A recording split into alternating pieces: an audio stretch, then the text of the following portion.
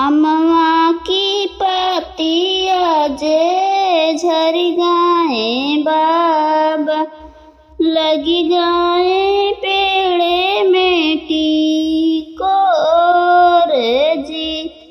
तेहि तरह सुंदर बेटी सड़िया संवार, मैया जे लागी हैं बोलाई जी।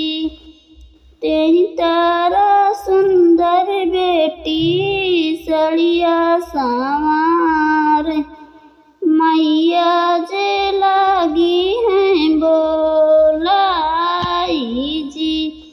घर में से निकली हैं भाभियों कामने रानी, सुना ननदिया राजे हमारे जी। झट से तू साड़िया पहन ले तू ननदी, पट से तू जा तू ससुरार जी।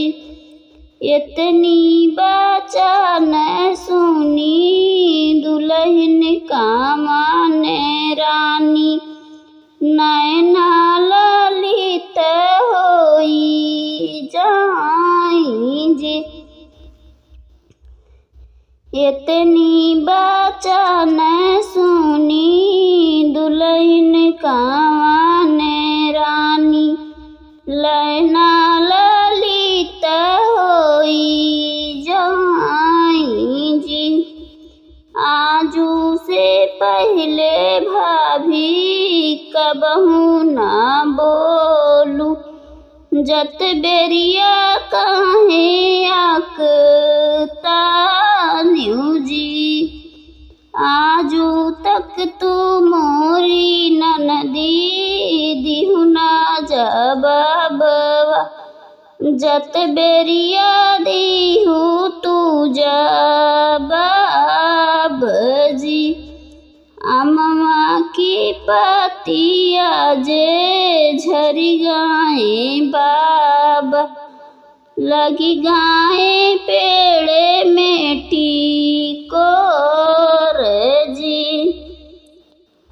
वही तरह सुंदर बेटी सड़िया संवार, चाची जे लागी हैं बोलाई जी।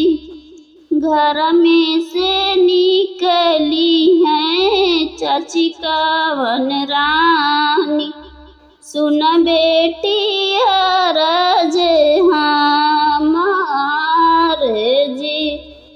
झट से तू साड़िया पहन ले तू बेटी, पट से तू जा तू ससुरार जी। इतनी बचा न सुनी बेटी हो कामने रानी, नैना ललित होई जाई जी।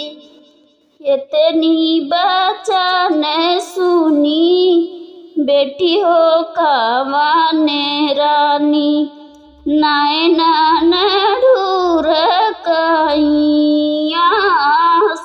जी। आजू से पहले चाची कबहू ना बोलू, जत बेरिया काहे आकतान्यू जी। आजू से पहले बेटी दिहु ना जवाबवा, जत बेरिया तू दिहु जवाब जी।